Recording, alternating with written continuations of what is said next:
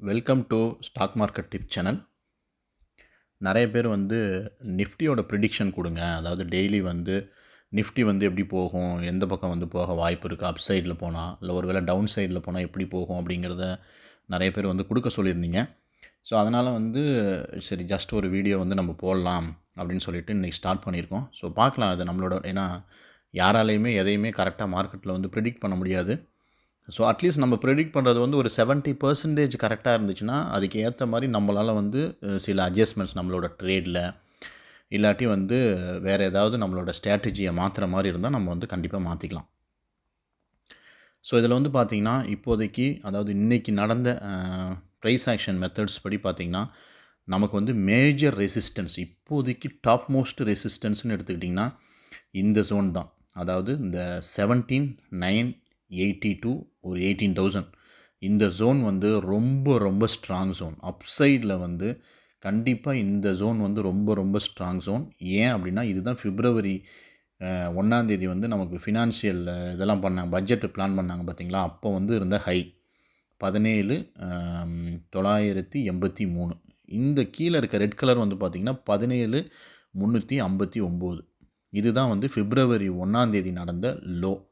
இவ்வளோ பெரிய ட்ரேட் நடந்திருக்கு அன்றைக்கி ஒரு நாள். பார்த்திங்கன்னா நிஃப்டி 17,983 ரீச் பண்ணியிருக்கு அப் சைடில், டவுன் சைடில் 17,359 நமக்கு ரீச் ஆகிருக்கு. இதுதான் major resistance, major support zone. இந்த ரெண்டு ஜோனை இது தாண்டினுச்சுனா தான் ஒரு ட்ரெண்டு செட் ஆகும் நிஃப்டியில். அன்ன வரைக்கும் பார்த்திங்கன்னா இதுக்குள்ளேயே தான் சுற்றிக்கிட்டு இருக்கும். ஒரு பேட் நியூஸ், ஒரு நல்ல நியூஸ் வந்துச்சுன்னா இங்கேருந்து கரெக்டாக இங்கே போவோம், க்ரீனுக்கு போவோம். அதே ஒரு கெட்ட நியூஸ் வந்துருச்சு, ஒரு பேட் நியூஸ் வந்துருச்சுன்னா திருப்பி க்ரீன்லேருந்து அப்படியே ஸ்டார்ட் ஆகிட்டு திருப்பி ரெட்டுக்கு வந்துடும். ஸோ இதே தான் நமக்கு எப்போதுமே நடந்துகிட்ருக்க போகுது. ஸோ நாளைக்கு நம்ம எப்படி இருக்கும், அதாவது நாளைக்குன்னா இன்றைக்கி, ஏன்னா நான் வீடியோ மொதல் நாள் நைட்டே நான் ரெக்கார்ட் பண்ணியிருக்கேன்.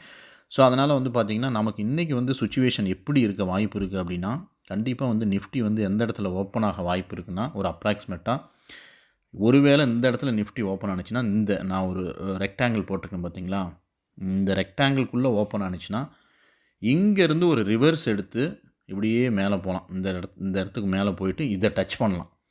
அதாவது 17,640 டு 16 இந்த ஜோன் வரைக்கும் நமக்கு போகிறதுக்கான வாய்ப்பு இருக்குது. அந்த மேலே இருக்க அந்த ஜோன் வரைக்கும் நமக்கு போகிறதுக்கான வாய்ப்புகள் இருக்குது.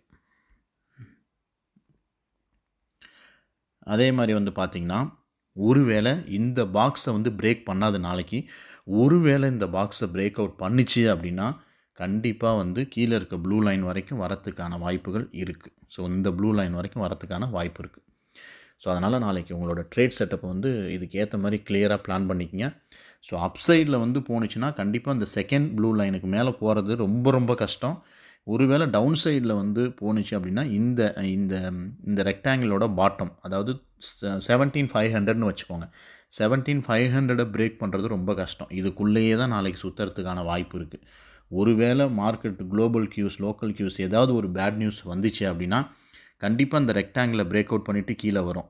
அப்படி இல்லாட்டி கண்டிப்பாக இங்கே மேலே போயிட்டு இந்த இடத்துல அப்படியே சுற்றிக்கிட்டு இருக்கும். ஸோ மோஸ்ட்லி நாளைக்கு என்னோடய ப்ரிடிக்ஷன் என்னவாக இருக்கும் அப்படின்னா, ஸோ மோஸ்ட்லி நாளைக்கு ஒரு ஓப்பன் ஆகிட்டு இந்த இடத்துல கிட்ட ஓப்பன் ஆகிட்டு ஒரு தடவை மேலே இது வரைக்கும் போய் டச் பண்ணிவிட்டு அதுக்கப்புறம் திருப்பி நமக்கு கீழே வரத்துக்கான வாய்ப்பு இருக்குது.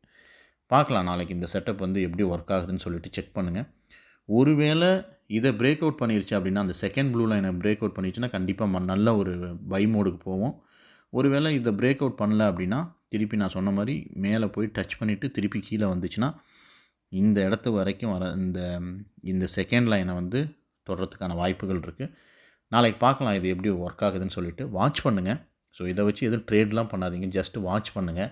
இதை ஒரு இன்புட்டாக எடுத்துக்கிட்டு நம்ம டெய்லி கொடுக்குற ஈக்விட்டி ஸ்டாக்ஸை நீங்கள் இந்த டைரெக்ஷனுக்கு ஏற்ற மாதிரி உங்களோட ஸ்டாப் லாஸு, உங்களோட ப்ராஃபிட் புக் பண்ணுறது எல்லாமே நீங்கள் பார்த்துக்கலாம். தேங்க்யூ ஃபார் வாட்சிங்.